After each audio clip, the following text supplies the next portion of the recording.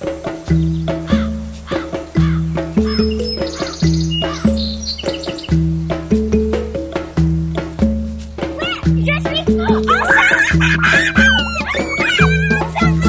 pour nous garder soleil l'abri. Au Grand Air, c'est une coopérative. On est un groupe de facilitatrices qui animent des activités auprès des enfants de 3 à 12 ans.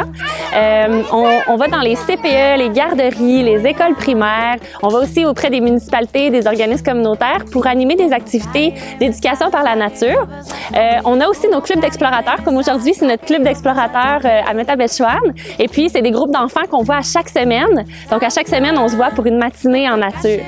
Ça les aide aussi au niveau social. Donc, les enfants vont vraiment beaucoup interagir lors de ces activités-là, dans le jeu libre, dans la découverte de la nature, vont vraiment créer des liens au niveau de la communication, au niveau du respect de l'autre aussi, de l'entraide. Ça va vraiment beaucoup améliorer. Au niveau aussi personnel, au niveau de l'autonomie, de la confiance en soi, ça a vraiment un grand impact.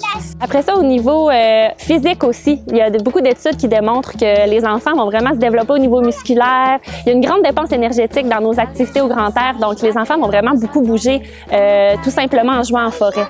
Le jeu libre, en fait, c'est l'activité la plus importante qu'on peut mettre dans la journée d'un enfant. Selon nous, dans la liberté, dans la découverte libre, les enfants apprennent beaucoup. On n'a pas besoin de nous être devant l'enfant pour lui apprendre quelque chose. Les enfants vont vraiment apprendre naturellement, développer beaucoup leur curiosité aussi en étant libres. Donc, on laisse vraiment énormément les enfants faire leur découverte. Moi, je vais toujours être derrière l'enfant et puis les suivre dans leur découverte de la nature.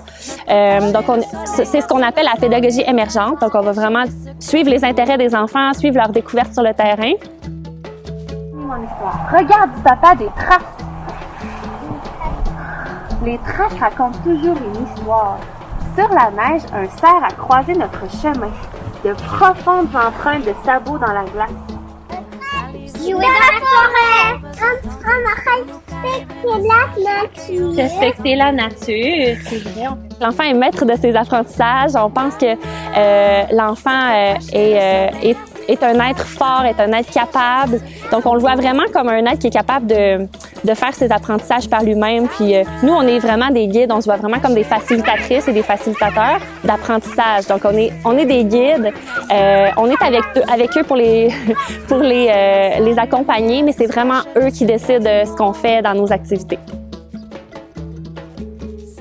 On fait vraiment confiance à l'enfant et à ses capacités lors des explorations en nature avec Au Grand Air.